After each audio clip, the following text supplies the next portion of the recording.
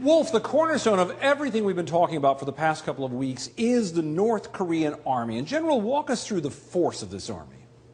This is an army that has over about 1 million folks under arms, a very large reserve component, and certainly mandatory services anywhere from a couple of years up to 10 years. A large force, and particularly large if we think about the size of the area involved. Look at this map of the United States. That's where North Korea would fit, roughly in the same space as Mississippi. So as militaries go, this is a very massive force for a small country. But a very paranoid leadership. Let's talk about the breakdown of that. If you talk about the leadership, what is the #1 quality required of the top officers in this military? Loyalty to the Communist Party and the leader, right here. Kim Jong-un, that's the #1 quality. What about their special forces? Good? Very large special forces, very well trained, the best of their military, over 100,000 they can insert by air or by sea. And we estimate that there are stay-behind forces, sleeper agents, that are already located in South Korea.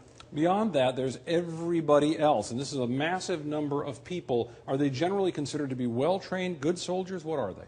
They are well-trained compared to the rest of the population in North Korea. They have good nutrition, they have good medical care.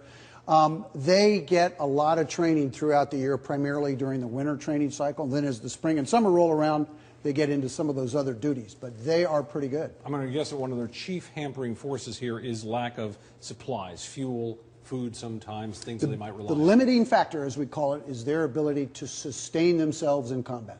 Okay. And moving on from that, if we look at a normal soldier there, tell me a little bit about this person. What would he be like?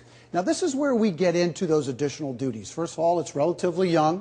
Again, they're all drafted. These additional duties that I referred to just a second ago is that these soldiers have to be able to sustain the countryside. North Korea was founded on the principle of juche, which is self-reliance. And that means we have to be able to take care of our own medical, our own trade, our own development, our own infrastructure, our agricultural needs. And so when you fit that in with the modern policy of military first, many of the duties of government fall to this guy that we might have in different departments. It's all military there. Absolutely correct, Tom. Absolutely correct. So road building, many things. All of that. Is that a big burden on an army if you're trying to maintain the army for fighting purposes? Oh, it certainly is. They are distracted as a matter of routine.